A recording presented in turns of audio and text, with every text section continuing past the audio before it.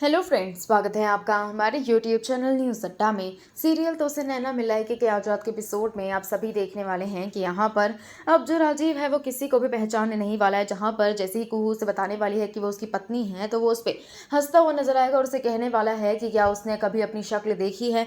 जब हम देख रहे हैं कि यहाँ पर वो अपनी माँ के साथ यानी कि सिद्धेश्वरी के साथ निकल जाने वाला है, लेकिन उसने जो है एक अल्टीमेटम दे दिया है चंदेल परिवार को, जहाँ पर 7 दिन की उन्हें मोहलत मिली है। और वहीं पे वो बोलता हुआ नजर आया है कि वो उन सभी को खून के आंसू रुलाएगा और जो भी उनका है वो उनसे छीन कर रहेगा। जहां देख रहे हैं कि सिद्धेश्वरी ने तो पूरा ब्रेन वॉश कर दिया है राजीव का। दरअसल दिखाया जाता है कि कैसे फ्लैशबैक में जब एक्सीडेंट हुआ था राजीव का, तो वो जो है सिद्धेश्वरी को मिल गया था और वो उसे अपने डॉक्टर के पास लेकर गई थी, जहां पर उस पर जो है काफी सारे ट्रीटमेंट हुए थे। उसे शॉक दिया गया था ताकि उसकी मेमोरी जो है वो बिल्कुल ही खराब हो जाए, उसे कुछ भी याद न रहे। और उसी के बाद जैसे ही राजीव को होश आता है तो सिद्धेश्वरी उसे एक नई कहानी सुना देती है, नए लोगों से मिलवा देती है और चंदेल परिवार को उसका दुश्मन बता देती है। जहां हम देख रहे हैं कि अब जो यहाँ पर कुहू है वो एक बात समझ चुकी है कि कोई राजीव का इस्तेमाल नहीं कर सकता है और ये सिर्फ काला जादू नहीं हो सकता। और इसीलिए यहाँ पर सिद्धेश्वरी ने कुछ तो किया है जिसकी वजह से जो राजीव है वो किसी को भी पहचान नहीं पा रहा है। हालांकि यहाँ पर अब कुहू ने भी हार नहीं मानी है। वो सारी चीजें लेकर अपनी और राजीव की शादी की तस्वीरें लेकर पहुंच चुकी है यहाँ सिद्धेश्वरी के घर पे और राजीव से